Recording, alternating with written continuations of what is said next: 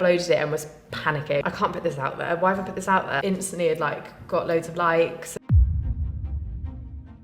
I've always been really embarrassed with my body. It's embarrassing that I've got a vagina and a vulva and boobs. Why am I living in embarrassment when it's, you know, like half the world experiences it? Someone messaged me earlier and like, how many sex toys do you have? Well, I've got sent like 4 of the little roses and I was like, oh, I'm gonna give those out to everyone I know because they are great. You do have to prioritise yourself, and I think if you lower your standards, rather be unhappy alone than be unhappy with someone. Men don't always know what you want and we don't always know what men want. Yeah. We kept going in a long distance relationship. That relationship died at the 3-year mark. But I personally would say, if you want different things, there's no end in sight, I think it's time to give it the end.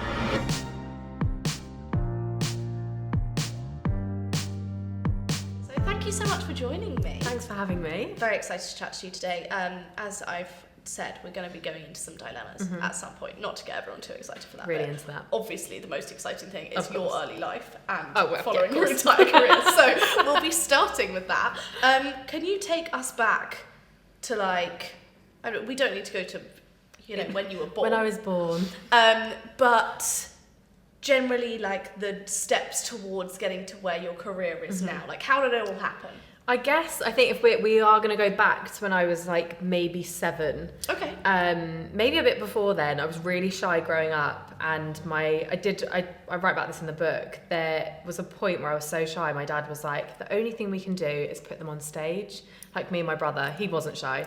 But that was his answer, was go on stage and perform. That's a bold parenting choice, honestly, for a shy child. Ridiculous. So I was like there in the face of like, everyone with the lights on me, and I was like, this is not for me. But kept at it for years. And in the background of that, my dad would write little sitcoms or sketches, and then he'd get me and my brother to do the sketches and he'd film them. And they were like, I feel, looking back, I don't think I ever understood the comedy of them. I was just like, oh, I'm doing this, or I would never find it funny because I'm a kid, didn't really understand comedy.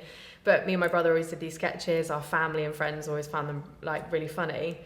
And then getting older, when I went to uni, I was studying broadcast journalism, and my lecturer was like, everyone has to have a YouTube channel. Everyone has to, get on there and practice being in front of a camera. You've been forced in front of and I was like, yet again, here I am doing something I didn't ask to do. Broadcasting to an audience, and everyone's watching me again. Get out there, be happy, don't be shy. I was like, sure, okay. But I actually loved it. I was like, oh, I'm really here for this. It was like in 2009. But then I was doing the comedy sketches, and I realised now, I'm like, I obviously was doing that because it had come from what my dad was doing with me and my brother. And so I'd obviously developed a bit of a love for it, really enjoyed doing it. And I started making these comedy sketches, and then those people found them at my uni, and I was like, oh my God, delete channel.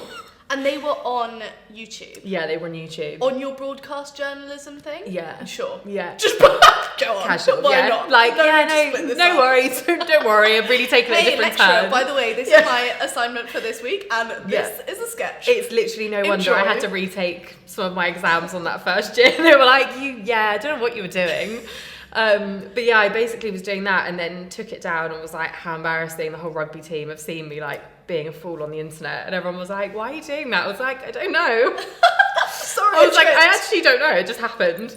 And then I went back to doing it, but with a different account, and changed the name on there, but it was quite blatantly still my face. Yeah. And then people were like, yeah, we're just gonna be fine with you doing that now. Did it start to gain traction? Was that a part of why people started accepting it, or were they just like, just let her do what she wants? No, everyone was just like, cool, this is what Hayley does. Like, sure. And I've obviously, privatised all those videos, but yeah, can totally get why no one was watching. Yeah. Do you see a lot of evolution? Oh yeah. I feel like that got me to where I am now, though. There's a lot of failing, a lot of embarrassment, a lot of what on earth was I thinking. But yeah, I was doing it for 10 years or so, or maybe 8 or 9 years, and then kind of stopped for a bit. And then during the pandemic, along came TikTok and Reels. Just quickly with YouTube, so you were doing that for 8 or 9 years. Were you doing that alongside a more traditional job, or was that making you money? So no, it was probably making me about £60 or whatever it is you can get at that threshold to pay you on Google. So it was probably about £60 a month, which at the time I was like, yeah, Google are paying I'm me. a YouTuber. I'm like I don't know making if you've heard money. of influencers. I was like, yeah, no, I don't have any brand deals, but I like, yeah, Google do pay me. And people were like, yeah, no, I don't think so. But alongside that, I was working. I was very much a quitter because I just really wanted this, like, wanted to go into comedy, and I was always like, it will happen, something will happen. So I worked in a beauty company, doing social media, and then I worked in like a viral video company doing their social media, and then I did a lot of dipping in and out of hospitality because it's just a struggle. And I always worked kind of 2 jobs, made sure in the evenings I was making extra money, and then in the day I was doing the social media, and then on the weekends filming. But yeah, I just kept doing it, kept getting people being like, still trying, and I was like, I'm still trying, I'm enjoying it. You see a lot of like, I don't know, I feel like a lot of people on Blow. Yes. You do see a lot of people on Blow. You do. You definitely do. Not what I was saying, No. but you do see a lot of people on social media who blow up really quickly. Yeah. You also see people with like 2 or 3 years behind them, and then they get like 8 or 9 years is a shift to be doing for something not to blow up. Yeah. And was it that you really loved it? Was it that you thought this is definitely going to blow up? Was it? I think it got to maybe year 5 and I was like, this isn't going to happen for me. However, even now, I don't think anyone could say to me, there's no one that could say, oh, here's £1 million, stop making videos. Because I feel like it's part of like almost like my lifestyle now. And I love doing it. I've always enjoyed doing it. And that's why I don't think I've ever stopped doing it. Like someone messaged me the other day and were like, do you think you'll stop making videos? Like, if you do, can you let me know? Like, I need to be warned. And I was like, I truly think I'll be 90 still doing it. Yeah. Like, it's just something I just love it. I love how this is all stemmed from your dad making you do like sitcom things. Yes, literally. Did he have like a background in script writing or He was a creative director at an advertising company, so he wrote scripts, but he also, on the side, always wrote sitcoms and always wrote scripts, and he was on like comedy forums where you'd write something in to go on like a panel show, just like writing the jokes. So you're living his dream. I'm living his dream. That's really I know, nice and it's for the best you. because he like passed away in 2021. Never saw any of it, but I'm like, I'm doing it for you, Dad. Oh my god! So that like that's for amazing. me makes it even like better. Such a kind of like full circle moment. Exactly. In that. I just like absolutely love that was like his hobby and has Exactly. become something that you not only have done like for a period of time, like if you'd done it and then blown up really quickly, it would kind of be like, yeah, sure, but like the fact that you like obviously clearly genuinely love it and then have been able to like create a career out of that is just absolutely amazing. Wild. Like I feel, because it took so long, I feel like I'm even more grateful for it, but it also hasn't sunk in. So I wake up and I'm like, this is my job. I'm actually doing it now.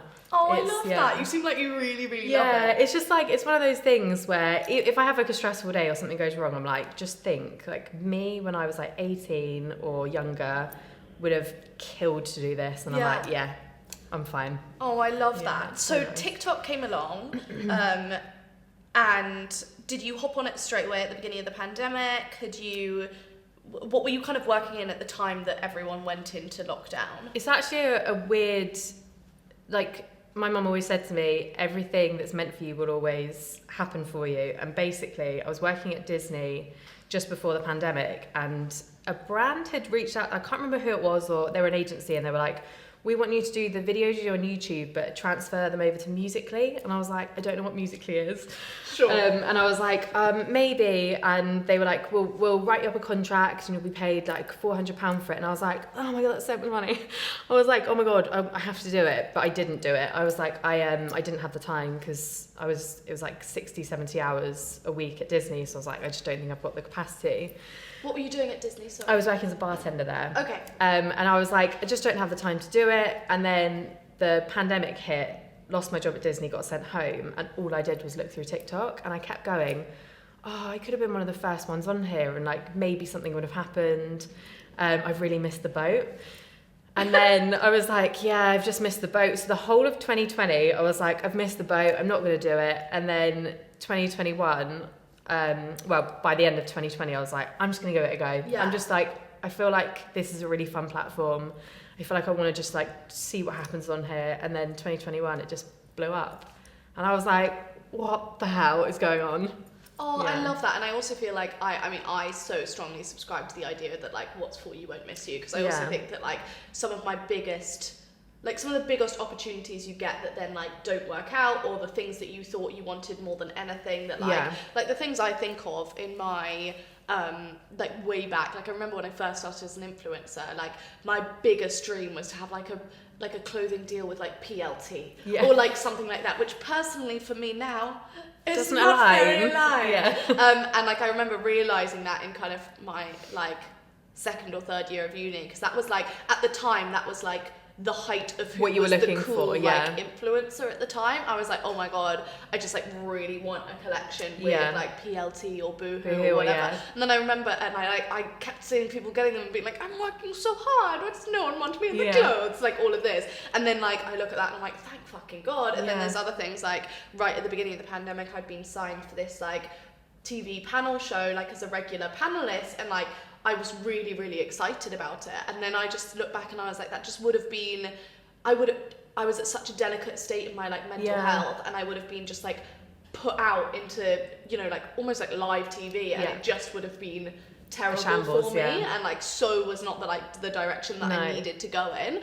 And I just feel so strongly that like your life really, really will, as long as you're like putting in effort and like trusting the process and just like kind of following what you love, but also just like working hard. Like I really feel like it will always find the right path for you. 100% agree. And so when you started those types of videos on TikTok, what were like the first few about? I think the first few I made, I kind of was like trying to find what worked. So I was trying different characters. The first ones I did were, because I was in hospitality when I came home, and obviously I had been there when I was in Disney. So I started doing the like what you actually want to say when you work in hospitality, or like what people say. And they were doing well. They were hitting, 100,000 views or so on TikTok. But I was like, I don't feel like this is it. And then I tried another one, which was, it was just kind of like mock stuff, or just kind of like characterizing someone and then kind of doing a spoof of it. And I was like, I feel like I also don't really like this. It feels like it almost felt like it was mean to the people that it was about. And I was like, that's not very me. And then I had like a really big intrusive thought one day. And I was like, do you know what? I wonder what would happen if I, acted that out. And I don't think I still don't really know what the thought process was. It just happened. And there I was, like, with me and my brain doing this, acting out an intrusive thought. And I uploaded it and was panicking. I was like, oh my God, I can't put this out there. Why have I put this out there? And I was like, I need to go back. Went to go and delete it. And it just instantly had, like, got loads of likes and had loads of comments. And I was like, oh my God, it's not just me. I was like, it isn't just me. And then I just went with that. And then it's just grown and grown with different characters. And so how do you like develop your characters? Do you like have an idea, try it, and then if it works you do more, or do you kind of plan ahead? I try to plan ahead. I feel like that's the difficult thing with what I do, is I try to plan ahead, but I don't think I can ever truly plan ahead, because it all comes from like my own experience or what I'm most inspired by. But when I'm introducing a new character, at the beginning I used to put out like polls on Instagram and be like, who do you want next? Like, what do you want to see? And everyone was always like, we want to see like boobs and vulva. And I was like, sure, let's do that. Go on. And I was Titties win today. Let's see where that goes. And then, I'll introduce them and then see what people think. And then I just try and think, if that was a person, how can I make, like, where would they go, and try and build it from there. But I feel like my brain characters probably had the most like development over time. But yeah. It's a real weird thing to explain my job. Yeah, no, I can like, so imagine. Mad You're like, so then I'm jumping up and down. Yeah. I'm a penis, okay? So you've got to imagine a penis in a sleeping bag that I won't use ever again. Jumping up and down. Those types of things where you do content about like more taboo topics, why did you decide to, and I know in the book as well, you talk about kind of taboos and like normalising like weird thoughts and all of that. Like, why was that important to you? I think because like growing up, I've always been really embarrassed of my body, really embarrassed of like the things that happen to my body, embarrassed of like the things I've been thinking, or just like in general, everything about my upbringing, like everything has just been an embarrassment for me. I've been like, it's embarrassing that I have a period. It's embarrassing that I've got a vagina and a vulva and boobs. And I was like, you know, why am I living in embarrassment when it's, you know, like half the world experiences it? So I just thought, if I can say it like I would say it to my friends, maybe that will help people. And that was like my thing with the videos I was doing. It was make people laugh, but also try and make them feel like normal. Yeah, no, I think that's really important. And I also think that like it's nice to be able to do that in an area where you're kind of rewarded for it, like on somewhere like TikTok, where people are a lot less polished. It's a lot more like people are just, you know, you can't really, it's not the same as your username popping up being like blah blah liked this, like on Instagram. Like it's, you don't need to have a TikTok account that has you on it at all. No. So you can kind of, I mean, bad thing in some ways, but also actually like a good thing in being able to just be like, you can't, some of the shit I go on TikTok and see, I'm like, wow, you're really talking about this on the internet. I'm like, okay. Sure. Yeah, go ahead. I'm glad you're talking about this, because now we can have this conversation, even though I'm not having a conversation with you. Like, it's important to be able to kind of like open that up, but I also just like love the fact that something like TikTok is so like, some of the dating stories that people come so say unapologetic. there. And people, like 3 years ago, there was no way, no one would sit on Instagram and talk about a hilarious dating story. No. Whereas it's almost like it takes away the power of embarrassing things happening. Really does. And you're just like, you'll never guess what happened to me. I feel like it's one of those things. I think a taboo is only a taboo because no one talks about it. Like it's 100%. You know, as soon as you start talking about it and open up a conversation, it's then like, well, why was I so worried about like fighting in front of my boyfriend? Like, you know, it's really not a big deal. I don't know why we've made it such a big deal. But I think that is the joy of TikTok, is that you can say all these, I mean, there's some things that people do overshare to a point I'm like, maybe that one wasn't for online, but we tried it. Not necessarily things I've done, but I have seen other people come out with, you know, things that... Yeah, you know, when people are like, it's not too late to do they're like, you read the comments, you're like, oh my God, oh no, I feel like that was too far, but is it me thinking it's too far? I go to the comments and everyone's like, yeah, you can delete that one. I'm like, there is a line. No, 100%. And so how's your like career in comedy writing and everything come from this point? Was that something that sort of developed at the same time, or like fully came from the TikTok stuff? I think it was like at the same time, but I still think I'm learning from... I think the beauty of what I do is that I'm learning on the job of what works and what doesn't work. Sure. Especially going from writing 60-second sketches to a book was very like such a jump. But really a really fun process of being like, oh, okay, I don't actually have to cut loads of stuff out. What I'm doing here is trying to make it something that's like a story to read, rather than being, you know, something that you watch and get just the points you need out of it. I can actually go into detail.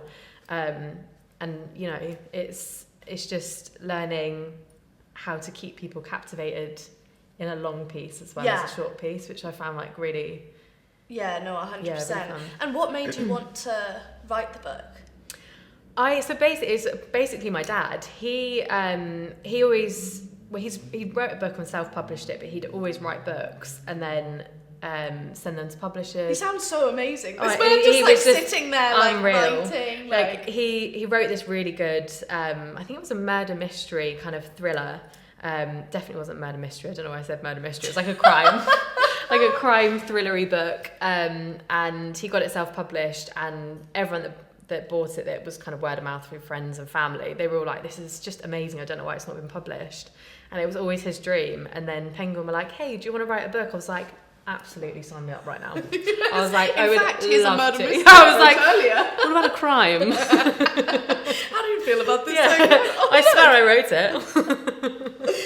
Oh, that's amazing. And so what was did you like pitch a concept to them? Yeah, so I think it always had to be about what I was doing. It always had to be like an extension of the sketches, but I wanted it to be more vulnerable, more honest, and yeah, just something that also aligned with the make people laugh, make people feel normal. So that was kind of the journey of that. It does make me laugh that I'm like, yeah, it's dedicated to my dad, but it's like a lot of mentions of like queefs and vulvas and like, yay, dad, I think you're proud of that one. Thank you, father. Not quite the crime book.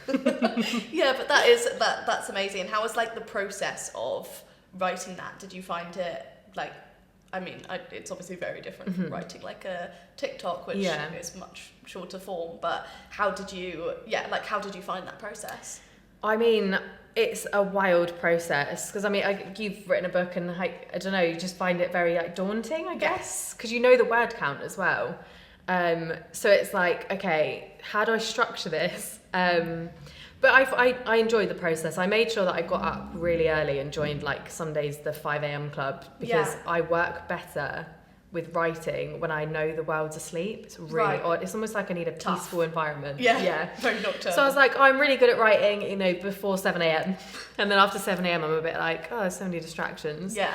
But no, it was like, I think the one thing, you keep reading it over and you keep finding new things you can add and change, and there's never a point where you're like, oh, I'm 100% finished. Definitely. And then once it's out, it's out. It's not like with a caption how you can tweak it or whatever.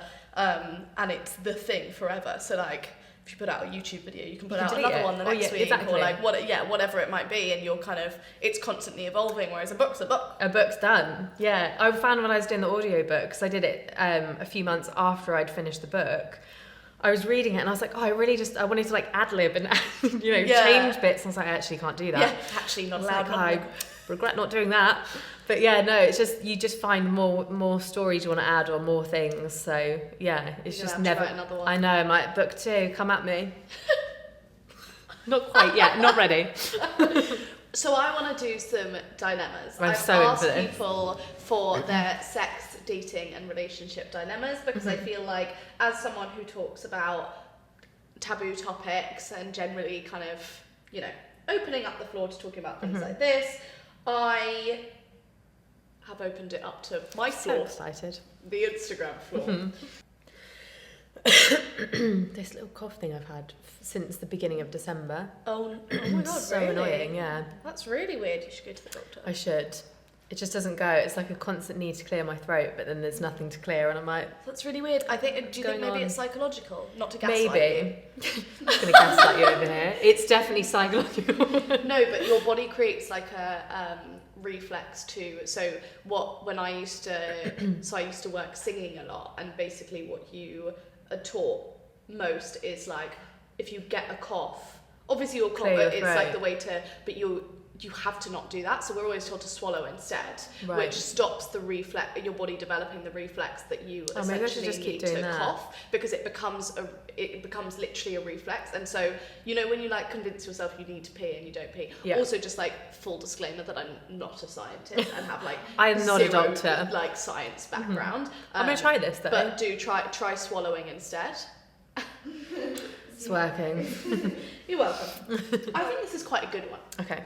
So, my dating dilemma is that I grew up without male attention, and now when a man is even slightly nice to me, I'm always hopeful of it being in a flirty way because I rarely receive this attention. However, I am not looking for anything ATM, but how do I break pleasing the male gaze mindset? That's really tough, isn't it? I feel like a lot of us have grown up like that. But it's just, do you know what, the one thing, this is really mean to men, and I don't mean this to be mean, but a wise woman once said to me that all men are losers. And I was like, they are. Where is this going? I feel like maybe they are, but it's just a good way to look at it. And I mean that in the most respectful way possible. No, I know what you mean. As in, it's like normalising. I think we're given... Sorry, literally just hijacked your response. No, but you know what I mean. think we're given this, like, superiority of men, especially if you didn't grow up with male attention and male attention is seen as the be-all and end-all, then you're kind of given this, like... it's given too much power. Yeah. And what you really need to do is you need to take away the power that men have Exactly. over you.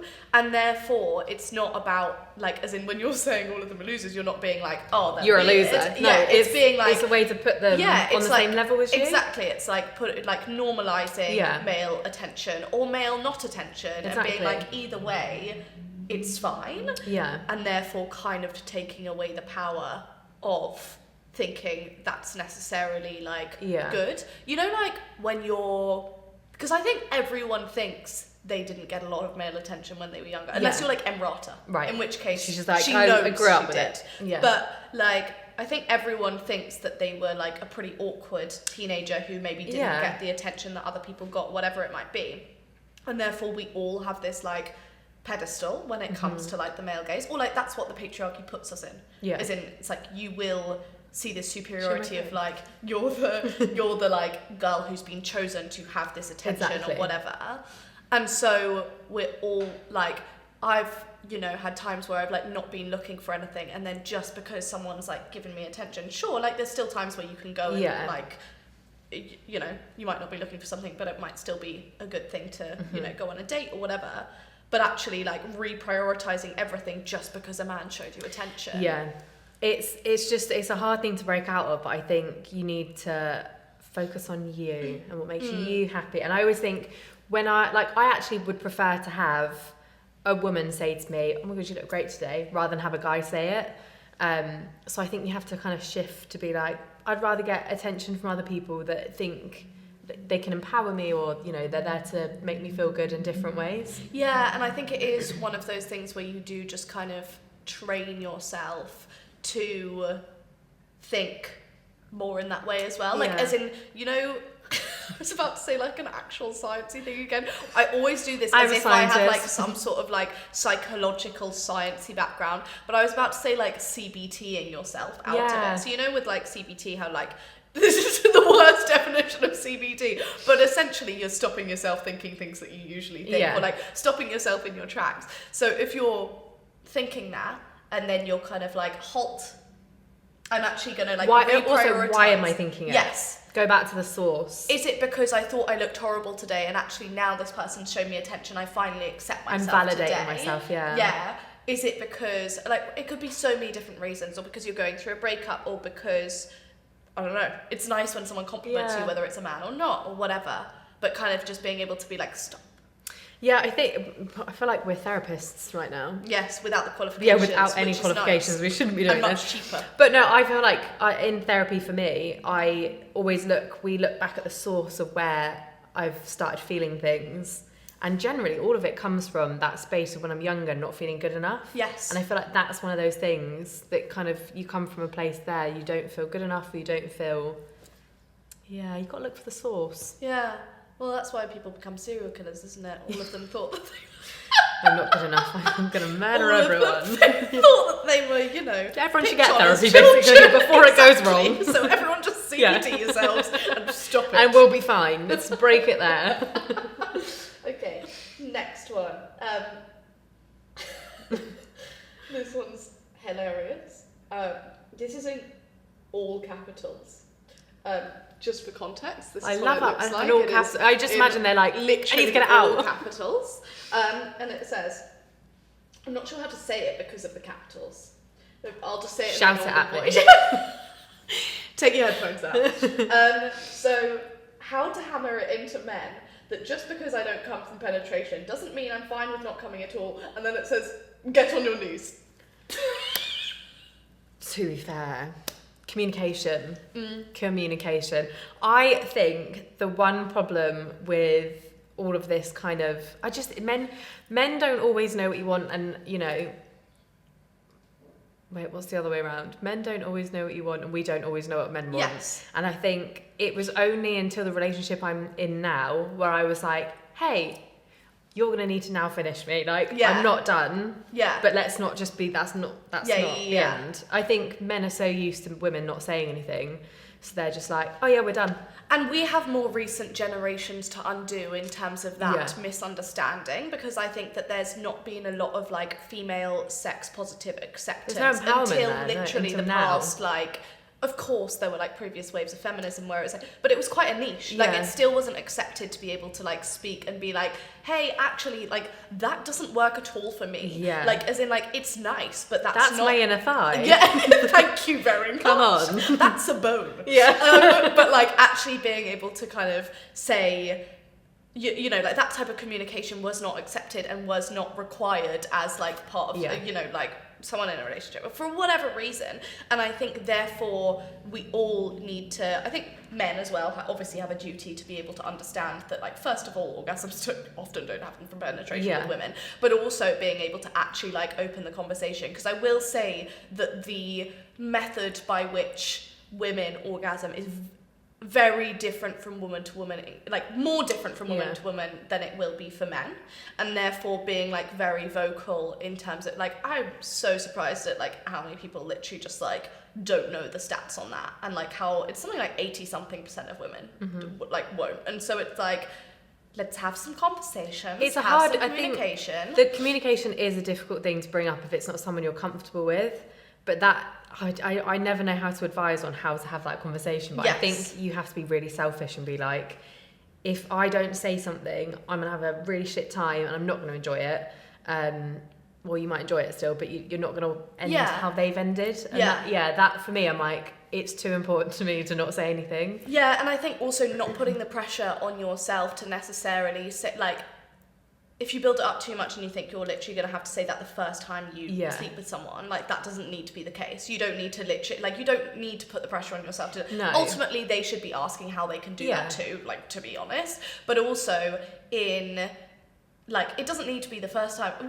If you're sleeping with someone regularly, they should absolutely know and have asked questions about that, and you should have had communication about that, and like both of you should really want to bring that up. But can completely understand, especially the younger you are, how that's it's not hard, it's really hard. Like I literally used to, like, you know, when you're like a teenager and you're with like your kind of like first partner and you're like lie there being like, I wonder if we'll have sex soon, as if you could like never initiate it yourself. You can, and you're like, also, that would be nice. Like afterwards you'd be like, oh, how will that happen? No, let's never talk about that until the next time it happens, and then we probably won't even talk about it then.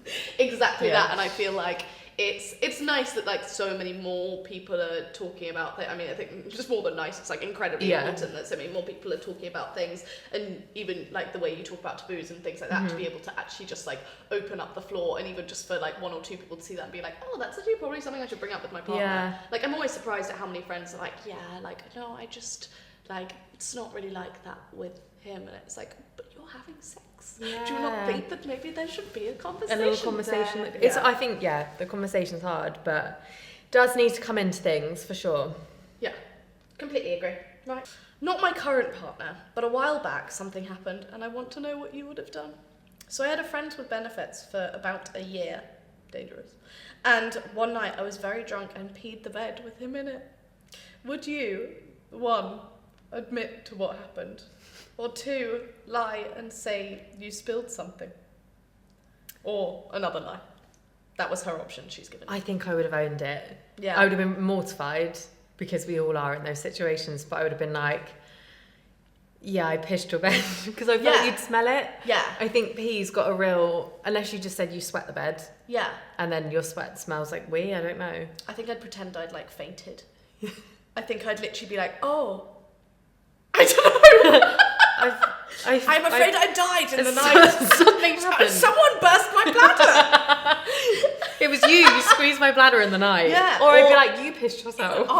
Wake up and be like, look what you've done. You wet yourself and it's gone all over me. Right on my crotch. I also love that this is the first thing someone thinks of when they think of like a dilemma that I'd like in my DMs. And then she goes, I said I spilled water, and he was like, oh, that's okay, it happens. And then a few days later he texted me saying, I pissed the bed. To be fair, it's better than shitting the bed. Oh, for sure. I would rather be like, to be fair, I don't think that we in the beds, well, it can be embarrassing, but I mean... I do it regularly. I've not weed my bed before since I've been a kid, because I've got the strongest bladder in the world for some reason, but my friend's wet the bed so many times. Really? In like boys' beds when she's been drunk, and she's just like, I've pissed in your bed. And I love that she just says it straight away. She's like, no, but you have to own I pissed in your bed. That is a wild trait to have. Yeah. She's got the weakest bladder. I've got this like iron bladder, and she's just got like a little paper bag. I really appreciate the fact that she just still goes around and does it. just like a pee bandit. I've pissed She's my like, bed. I'm so sorry. Your mattress is going to need to be flipped. But you should probably flip it anyway, because you have to flip them every 6 months. Exactly. I'm just helping you out. It's done you a favour. It's the little reminders. You are so welcome. Okay, next one. Okay. I've been seeing a guy for like 4 weeks. He still hasn't taken me out on a date, let alone asked me to be his Valentine's. For people listening to this at a later date, it is nearly Valentine's Day. For anyone who's forgotten, it is nearly Valentine's. Now, I know I could just ask him, but as someone who has a terrible dating history, I have demands this time round. I think I'm just going to put these aside and ask him outright. Yeah. Well, wait, ask him out as in like ask him to be her Valentine's? Yeah, or like out on a date. It sounds like they've been seeing each other like not in a dating way, maybe like sleeping together, maybe...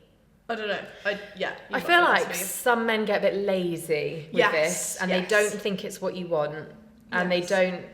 This is the one thing that's annoyed me in the past with people I've been with, where I'm like, "Hey, I'm not asking you because I'm waiting for you to ask me, and you still haven't asked me. It's been a year. It's looking What's like about going time. on? Yeah, I feel like asking. you need to do something now. I would be like, hey, you've not asked me, so did you want to go out for a date? And he'll probably be a bit embarrassed, but I also feel like if you've had a rough dating history, as you should have those demands, like you should want the best for yourself. Oh, 100%. I also think so the way I read this is you were saying, not you, for context, not my guest, the person who asked the question. I DM'd you as well. It's her. Now, I know I could just ask him, but as someone who has terrible dating history, I have demands. So I think you're saying that your demands are that like someone goes above and beyond and makes an effort, and then you're being like, well, I should just ask him, shouldn't I? And I think I think I would usually say absolutely yes. Like, before you walk away, 100% communicate. Like 100% be like, I'm interested in you, I'd like to go out on a date. But I also would say, if your demands are someone who like falls head over heels for you immediately, wants to take you out, all of this, like this might not be the person, because like you're now potentially compromising what you've already said as a standard that you're setting for yourself because it hasn't happened yet. But I also would say that you set the tone at the beginning of when you're dating someone, and if you've been seeing each other like casual, sleeping together, very casual, his perception may well be that this is just casual, like that's what you want, that's what you guys are going to be doing, and that's also like that's totally understandable. That could work both ways. And so like you do need to be able to communicate and just be like, hey, by the way, would love to go out on a date. Yeah, is this what I think it is? Yeah, like I'm not sure, because you haven't asked me, whether you think this is more casual or whether you don't want to go on a date. And we're just going to keep, and maybe this isn't working. But I do think you need to clarify, because I don't think that people can read minds. No, I think this is the issue though with relationships. Like I think we're all quite scared, or we don't want to communicate that up front. But the more the older I'm getting, and the more I'm learning about relationships, it's like from the get-go, you do need to literally outline kind of what you're looking for. And if it's not going the way you're thinking it's going, or if they're doing something that isn't what you're after, you need to say to them like, hey, by the way, it would be really great if this happened, and then see how they respond. And if they're like, oh, I'm just like, that's not really me, then you know you're never going to get that from that person. And it's probably ill-aligned, and you can decide whether that's something that you genuinely want, or whether it's, you know, a standard you thought you wanted because it equates to effort for you or whatever. Like, I'd say the older I've got, the more I've very much just been like, oh no, this is what I require from a relationship. And I also think the thing is, it's not telling someone to do something. You're not being like, you must do this. You're being like, what I need from a relationship is this. And then it like invites someone to either meet you at that point or depart. And it's like, or just be like, oh no, that's not it. And then you're like, cool, we're probably not aligned, we're not looking for the same thing, that's absolutely fine. It's not like no hard feelings, but I think the misconception is that you literally have to, like, I will never nag someone. Like you do, like you don't have to nag someone to get up to a point. Like you kind of have to be like, this is what I'm looking for, and the bar is Can you get here. There? Would you like to join me at this bar, or would you like to stay at your bar on the floor? And we'll depart and go and I will step over it and move on. I feel like, but like communication communication. Like, people can't read minds otherwise. No, it is all about communication. Yeah, agreed. I don't want to lower my standards, but I've been single for 5 years and feel quite lonely sometimes, but equally happy in others. Not sure if I'm being unrealistic or silly. I also miss sex, but don't enjoy one-night stands. Basically in a relationship with Love Honey.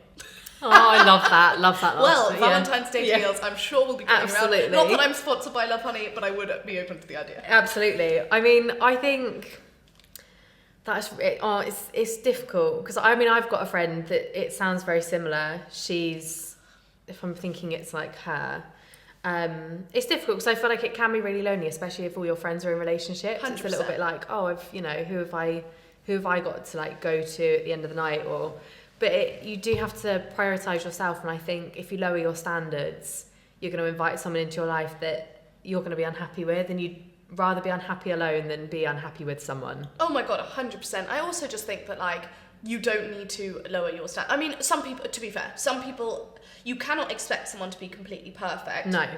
But you can expect someone to align with your standards. As long as it's a realistic standard. Yeah, like if it's a standard that, for example, and I can only relate on a level of like, I know what standards I set, my standards are corresponding to what I bring into a relationship and what I'd like someone to bring into a relationship too, in terms of effort, in terms of love, in terms of like, kindness, like all of these things. And therefore, like, I feel like it's not unrealistic because I know it's kind of like what I'm bringing and what I'll bring to a relationship. And so it's like, I feel like that's kind of fair. However, if you think it's something that you could never bring to a relationship, I think that might be a pointer that it might be unrealistic expectations. But I also think that like loneliness, I don't think the solution to loneliness is a partner. No, I agree. You have to be, it is like that cliche, you do have to be happy in your own company. Yeah, and I know that this person says that they're like lonely sometimes, and that's probably like not a good sign, but like if you're lonely all the time, the first option is not a partner, because otherwise you're going to fall into a relationship where, like there's so many things you should be doing or you can do to stop yourself being lonely, as you say, like friends, family, activities, classes, like literally whatever. Of course, like if you're lonely sometimes, it's probably like the Sunday morning when you're like, and especially if your friends are in relationships, like the majority of my friends are single, so I'm like, like as in, but like definitely if you're friends with more people that are in relationships, like it's going to be those things that like that will feel tough more. But I also would just say like never compromise that for like lonely sometimes is so much better than being with a person who doesn't meet your standards. 100%. I just so strongly believe that no one should compromise their standards. No. And I think being alone and being single is actually a really great thing. Like when I've been single, I think it's when you feel the most free and you're not tied down to anything, and I think it's a time that you should really celebrate. Yes. It's hard I know that's coming from someone, I'm in a relationship, so obviously it sounds a bit like, well, you can say that now. But I do think that when you get in a relationship, you're with that person and you'll find the right person. Just enjoy that time. You have to be like, just yourself. Yeah, I mean, I completely agree. I'm also in a relationship, but I feel like the time I had single, I would never trade for the world. No. Like I wouldn't have met that person earlier. Like I wouldn't have, like, first of all, fully believe in trusting in the timing of your life. Like think that's so important, and think the right person and the right situation will come along at the right time. And often you'll see those, like any of the things that I've been like, oh my God, I thought that was this and I can't believe it didn't work out, has been like, you look back and you're like, oh my God, thank goodness. God. Like, I really dodged a bullet there. But like, I also think that kind of I'm such a strong believer, and maybe people will disagree, but I'm such a strong believer in the fact that you really, really need some time of like being battered through the dating world and like having situationships not work out, and like spending loads of time with your friends, and like sleepovers with your mates on the weekend, and like waking up like still drunk, and like all of these things, which you can obviously absolutely still do in a relationship. But I also think that like you need that time to be able to like build yourself as a person without 100%. Changing yourself for not who you're in a relationship with, but like changing yourself for like, or falling into what you are in one specific situation. Like, I absolutely do not subscribe to the idea that like when you get into a relationship or like whatever, that's the end of your growth at all. No. But I think being single, especially when you're younger, is a very, very important time to grow yourself and find out who you are. Exactly, and it also teaches you like what you do and what you don't want, not just from a partner but out of life, like the people that you're around, especially if you're doing like situationships. I feel like those are the sort of things that molded me the most and showed me like the part of me that I wanted to die and the part of me that wanted to thrive, and like what I wanted in a relationship, what I didn't want. Oh my god, 100%. I think that like, I mean, well, the next question is actually how to keep dating when all you feel is rejection. I'm being ghosted all the time and feel like no one chooses me, which first of all breaks my heart. I would also say that every single bad dating experience, not to like take away from the severity of like your feelings and how you feel and all of that, but I feel like it's so important for learning who you are and learning what you do and don't want, and also learning when someone like comes along and is so clear that they like want you and want to be with you and all of that, you will never take that for granted. Not that that should be the only thing you look for, but it should absolutely be something that you have as a bare minimum.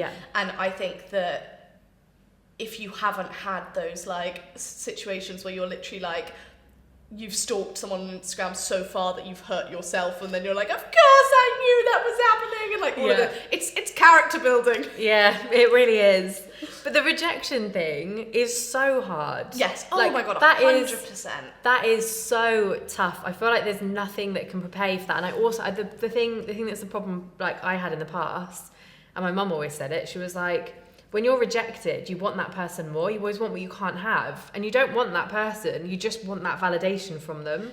And it can feel like, I mean, I've been on dates where I've been like, this is going really well, but it's because I'm enjoying myself. Like, it's probably my own company and not them. Such a good time. Yeah, I'm like, I'm having a great time. But actually, like, I come away, they've rejected me. And I'm like, do you know what? I don't think there was actually, if I'm being logical and not just going, oh, they were great and they didn't want me, being like, no, actually, I don't think they were that fun. They don't really align with me. I couldn't imagine actually spending time with them. Yeah, I was the fun one there. Yeah. But I think like the rejection is horrible, but again, like the character building, it's horrible to go through. I like don't wish it on anyone. I'm sorry it's happening, but you'll come out of it when you get the good person. You'll be so much more like grateful and fulfilled in it. Yeah, and even if you decide that you want to be like, you know, lots of people aren't looking for like a long-term partner. No. Like lots of people will be very happy, you know, having different relationships for different seasons of their life and like all of this, and it doesn't have to just be like as one in person. You don't need to be looking towards this like idea of like exactly. But I also think that like you will never experience rejection so starkly in quite the way that you get it in like dating rejection, because which is important, like as in it's horrible. And I think it gets to a point where if you're finding it really affect your mental health, I don't think it's good to be keeping on dating. Like it's just probably not the right time thing, you know, whatever. Like it's just sometimes it's not right, like sometimes it's not, you know, like sometimes you just need a little bit of a break to like recover yourself and work out what you want and all of that. But I do feel like sure, you might be fired from a job once every few years, or you might be rejected from your dream job, or like whatever, but you will never get rejection in such high frequency and like obvious, like oh no, I just don't like you. You didn't want me. But I think as well, you've got to remember when you're rejected, it's not you, it is them. Like if you think about a food you don't like, the food isn't the problem because so many other people like that food. Well, exactly. It's the reason you don't like it is it's not to your taste. Or like all the people who you're like, imagine how many people you'll sit next to on the tube every day, or like, you know, wherever it might be. Yeah. Who you would never be with. Yeah. That there's literally nothing wrong with them. And there's so many people and there's that you wouldn't. so many, there's far fewer that you would like to be with than there are that you would. It's just like, of course it's hard when it's like and also especially there are different people who like know quicker whether they don't want something, so you might find yourself going on lots of first dates and then going on a second date and then they don't really or whatever. Like there are different things that, you know, you might start being able to put boundaries in place where you're like, actually I don't go on a third date unless I know whether they're like actually genuinely interested and we're both looking for the same thing or whatever it might be. But I feel like it's like absolutely no reflection on you. It's a reflection on compatibility, and actually like thank God for the people who are quite clear, because there's actually nothing worse than the people who are like not clear and a little bit wishy-washy. Or I think worse than ghosting is like keeping some, like I know so many people who keep people along for the ride but like don't ask to see them, because it's like you're a great backup option. That is far worse. And that's where you need to have boundaries, being like, I'm not gonna let myself get here. Like that's not a thing. I also just think that to your point on how we want people more if we can't have them, that's also why we want emotionally suppressed people more and more, because they like, you're never gonna get the emotion from them that you want, like whether it's like, and then when you get that little bit of like affection or whatever, which is why oh my God, like what's that, do you watch White Lotus? Yes. So there's this one point that like, you know, like Tanya like looks at her like assistant and she's like, don't spend your life chasing emotionally unavailable men, and I was like, oh Tanya, you're so right. Yeah, like, she's bang on. We love Tanya. You're spot on there. But it's so, like, as in like, don't allow yourself to go for things that you know like lure you in and aren't actually what you want. Like I think that's so important, and like learning what your kryptonite is, but knowing that it's not actually what you want, because I think there's such a different thing to like what you go for in dating and what you genuinely, you don't actually see value in that trait. No. Like it's not something you want in a partner. No. You just want that person other than that, and then you feel like all the people have that in common, and you're like, might this be me? Yeah, hang on a second, there really is a pattern here. Yeah, well. Dating's hard. It is so hard. Let me find one more. Ooh. I have a 3-year relationship rut. I've been with my boyfriend for 3 years and we have been long distance for most of that time. We currently live about 1.5 hours away from each other and spend time together on the weekends. I finally got a new job in the same city as him, so we could theoretically now move in together and progress our relationship. However, we recently had a big discussion about the near future and I want to go travelling. He doesn't. I don't want to continue the relationship while I'm away travelling, but he wants to stay together. He also doesn't want to move in together now because of our different desires about travelling, which I totally understand and think is fair, but our relationship has basically run its course now, no? I feel so confused about what to do. I love him and enjoy being with him, but is it pointless to stay together when we don't want the same things for the future? I'm only 24, but at the same time, I don't want to feel like I wasted time being with... Stops there. That literally, that's me. Really? That's like a relationship. Right now, I'm actually breaking up with him. No, I had a relationship. Like literally, this is how I'm doing it. We're over. No, I literally, the beginning of that, I was like, whoa, that's. Did I write this? So like an old relationship I had. We kept going in a long distance relationship for 4.5 years or something, and that relationship died at the 3-year mark, and that should have stopped at the 3-year mark. Really? Yeah, I think it's really difficult because when you've been with someone for that amount of time, you're so used to them, you're used to the routine of them, especially long distance, you're used to like existing near each other, but not always being together. And I think that's actually even more difficult because you don't, I think coming out of that relationship as well, you don't ever quite realise when it's ended. Yes, sure. Because it's ended, but you're also like, you're not talking anymore, but maybe you have days where you don't speak as much. But I personally would say if you want different things and you're young and you're like the living together thing's not really happening, there's no end in sight, I think it's time to give it the end. I completely agree, and I also felt like from the tone of her message, she's over it. I think you're over it, because I think that having had like a long-term younger relationship, I think you definitely cling on to it for as long as possible because it's what you know. Yeah. Like there's something like 3 years and you're 24, like that's a lot of your adult life. Yeah. Like that is, you know, it's a good amount of time. It's literally half your adult life at that time. And I think that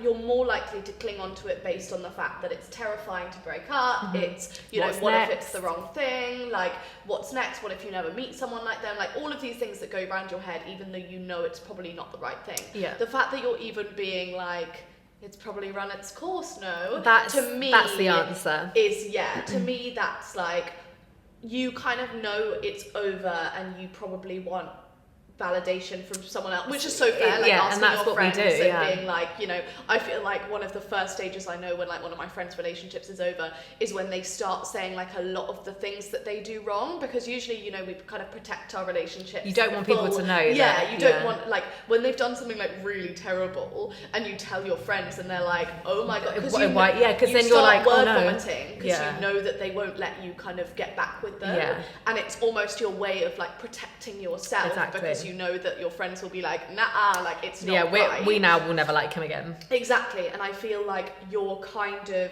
wanting the external people to be like, do you know what, which I think I completely agree. If you're young and you want different things, I think there's definitely still ways to make it work. If, for example, you wanted to go traveling for 6 months, he didn't because of like a job or whatever, but you guys were still really clear that you wanted to be together, to me it sounds like you're not totally sure on the fact that you even want to be together. And I think moving from a long distance relationship to living in the same city, or like the fact that you've been in a long distance relationship and you're now at the stage that you could live in the same city but you're not yet, is like, it should be such a relief to be able to finally be in the same place, that to me that's like maybe a sign that it's like, it was maybe better at a distance, which some things are. Like some, you know, it doesn't need to be like the traditional form of relationship where you like spend a lot of time together always and live together and I have so many friends who've had long distance relationships and then they've moved closer together and they've been like, so turns out this could have played out in half the amount of time because we don't like each other that much. And I think that's just a classic part of a long distance relationship, to be honest. But to me, I do think you're right in saying, I think when I was at a point in the relationship I was in that was long distance, the year and a half, I think it was probably a year and a bit before we broke up, I was checked out of it mentally. And I do think that women do check out of relationships earlier than men do. We will stay in them but be checked out, and it's easy to do that in a long distance relationship because they're not there for you to like. Nothing's actually changing in the everyday, and you also are not you're not foregoing plans with your friends to also be with them. You're living your single life while you're still with them, and I think as soon as you get the doubts and as soon as you start to feel like maybe this isn't right, you're questioning it. And like I did do that thing where I was like, do you think what do you think? Like I'd ask other people what they thought, and all I was asking for was someone's permission, and I was asking for someone to say break up. Or also someone to kind of like take the blame if it doesn't go right. Like as in like, not that you'd actually go to them and be like, you told me,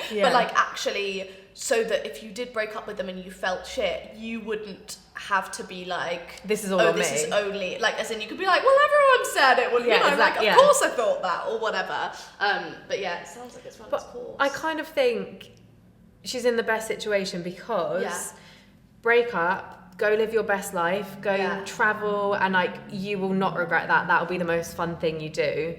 And it will be so freeing, and you have that independence already. You don't feel codependent on this person, and you've got all your friends, and you can have a great time. And maybe if you are suddenly like, oh, I think that was the right relationship, there's no reason why you couldn't get back together in the future. Completely agree. And also like, I like the fact that I think it's so easy to compromise what you want based on the fact that it's that or that relationship, and ultimately you have so much time in this life to be able to like find something that's right both for a relationship and for you and for like all of these things. Like go traveling, enjoy it, have the best time. Like I'm glad that message was being like, I want to go traveling, rather than being like, and so maybe I won't. Definitely go traveling. And like also as someone who in the past has compromised for a boy, wouldn't ever recommend that ever again. That was a huge learning curve to me. Like why would I miss out on stuff to stay with someone that I never stayed with in the end? Which I say that with love, obviously. I'm not saying that in a bad way, but like you're listening, I do feel like there were some mistakes I made, and I do feel like going forward that's why I am so much more like selfish. I do think you have to be selfish in like to a degree, not like everything's about me, but I make sure that I'm getting the things I want out of a relationship, and I'm not compromising on the things that are important to me. Yeah, no, I completely agree. You've got to do it. And I think that is a nice, wholesome breakup to end on. It is. For our breakup as well. We feel really good about it. Yeah, thank you, everyone. Hope you enjoyed the end of the episode and you're broken up with. Yeah, so sorry. Truly, though. Oh, well, thank you so much for joining me. This has been so great. I feel like I've been therapized, and I feel like people listening have been therapized too. Yeah, I feel like I'm leaving here a better person. I feel really joyful. Oh, good. Well, thank you so much. Thanks for having me.